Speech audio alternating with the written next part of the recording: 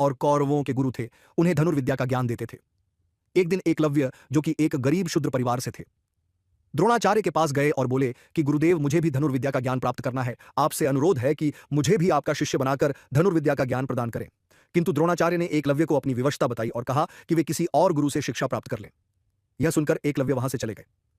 इस घटना के बहुत दिनों बाद अर्जुन और द्रोणाचार्य शिकार के लिए जंगल की ओर गए। उनके साथ एक कुत्ता भी गया हुआ था। कुत्ता अचानक से दौड़ दहाते हुए एक जगह पर जाकर भौंकने लगा। वह काफी देर तक भौंकता रहा और फिर अचानक ही भौंकना बंद कर दिया। अर्जुन और गुरुदेव को यह कुछ अजीब लगा और वे उस स्थान की ओर बढ़ा गए जहां से कुत्ते के भौंकने की आवाज आ रही थी। उन्होंने वहां जाकर जो देखा वो एक अविश्वसनीय घटना थी। किसी ने कुत्ते को बिना चोट पहुंचाए उसका मुंह तीरों के माध्यम से बंद कर दिया था और वह चाहकर भी नहीं भौंक सकता था। यह देखकर द्रोणाचार्य चौंक गए और सोचने लगे कि इतनी कुशलता से तीर चलाने का ज्ञान तो मैंने मेरे प्रिय शिष्य अर्जुन को भी नहीं दिया है और न ही ऐसे भेदने वाला ज्ञान मेरे अलावा यहाँ कोई जानता है। तो फिर ऐसी अविश्वसनीय घटना घटी कैसे? तभी सामने से एकलव्य अपने हाथ में तीर कमान पकड़े आ रहा था। यह देखकर तो गुरुदेव और भी चौंक गए। द्रोणाचार्य ने विद्यालय एकलव्य से पूछा, बेटा तुमने ये सब कैसे कर दिखाया?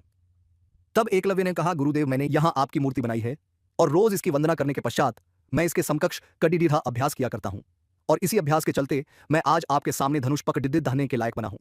गुरुदेव ने कहा, तुम धन्य हो, तुम्हारे अभ्यास ने ही तुम्हें इतना श्रेष्ठ धनुर्धर बनाया है और आज मैं समझ गया कि अभ्यास ही सबसे बड़ा गुरु है।